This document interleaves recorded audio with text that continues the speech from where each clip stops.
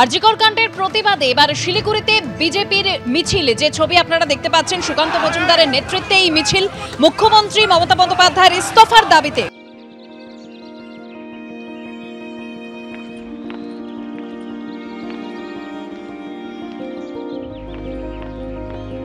Bagha Jatin park থেকে Airview মোড় পর্যন্ত বিজেপির মিছিল।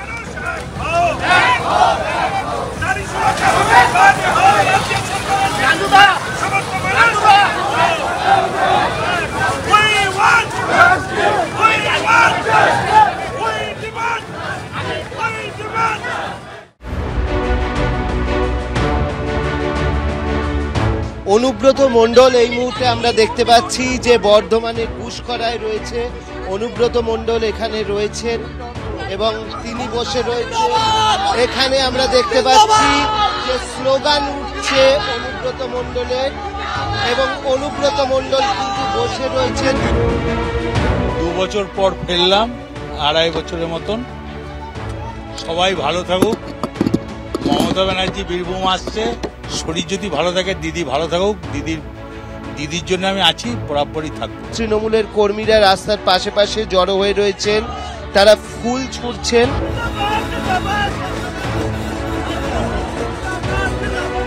অনুব্রত মণ্ডল তিনি প্রবেশ করছেন, তার বাড়ির সামনে চলে এসছেন এবং আমরা দেখতে পাচ্ছি যে প্রচুর মানুষের ভিড়।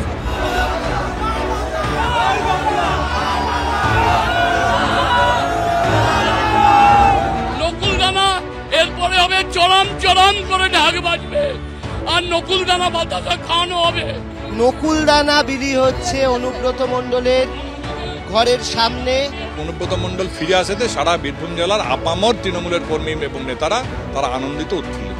বীরভূমের জেলা সভাপতি ছিলেন অনুব্রত মণ্ডল এবং তার যেখানে তিনি বসেন ঠিক সেই জায়গা থেকে তিনি বসেন এবং বীরভূমের কোর কমিটির এক সদস্য সেখানে ছিলেন শুধুমাত্র, আর কিন্তু কেউ সেভাবে তার সঙ্গে দেখা করতে পারেনি।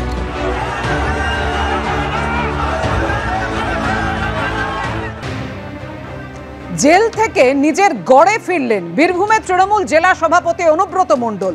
দুয়ারে চন্দ্রনাথ সিংহ এবং বিকাশ রায়চৌধুরীর নো এন্ট্রি। অনুব্রত মণ্ডলের দরজা থেকে ফিরতে হলো কারামন্ত্রী চন্দ্রনাথ সিংহ এবং বিধায়ক বিকাশ রায়চৌধুরীকে। তাদের উদ্দেশ্য, তাদের দেখে হাতও নাড়ান অনুব্রত মণ্ডল। যদিও কেষ্টর ঘরে অর্থাৎ অনুব্রত মণ্ডলের ঘরে ঢুকতে বাধা পেতে হলো বিকাশ রায়চৌধুরীকে এবং কারামন্ত্রী চন্দ্রনাথ সিংহকে।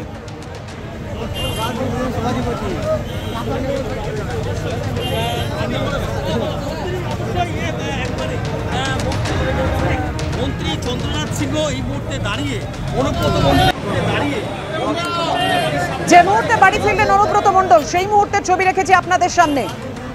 পুলিশে একেবারে ছয়লাভ। দরজা থেকে ফিরে গেলেন চন্দ্রনাথ এবং বিকাশ রায়চৌধুরীরা। সাক্ষাতে ছাড়পত্র পেলেন নলহাটের তৃণমূল বিধায়ক রাজেন্দ্র সিংহ। কিন্তু কেন দরজা থেকে ফিরতে হলো চন্দ্রনাথ বিকাশ রায়চৌধুরীকে?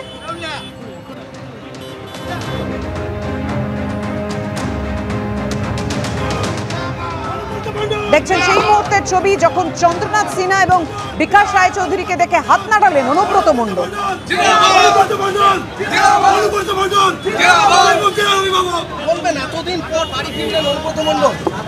আমরা অভিভাবককে ফিরে পেলাম। আমি চন্দ্রনাথ সিনহা দেখা করতে গেছি, সবে তখনই ঘরে ঢুকেছে এবং ও নিজে বেরিয়ে এসেছে, আমাদের সঙ্গে কথাও বলেছে। আমরা কিন্তু ভেতরে যাইনি, কারণ ও সবের ব্যস্ততার মধ্যে কাল সারারাত্রি জেগে আছে। আমাদেরকে একটা কথাই বললো যে পরে কথা হবে, তাছাড়া তো কোনো ব্যাপার না। তো ভালোই আমাদের সঙ্গে বিহেভিয়ার করেছে। এই ধরনের অপপ্রচার করা হচ্ছে। ও আমাদের সঙ্গে দেখা করেছে, হাত নেড়ে কথা বলেছে এবং বলেছে পরে কথা হবে। মনে রাখতে হবে কেষ্ট মণ্ডল আমাদের নেতা, আমরা তার সৈনিক। সুতরাং এখানে দ্বিতীয় কিছু কথা বলার কেউ নেই। কে কি বলছে, কি ষড়যন্ত্র করছে আমার দেখা দরকার নেই।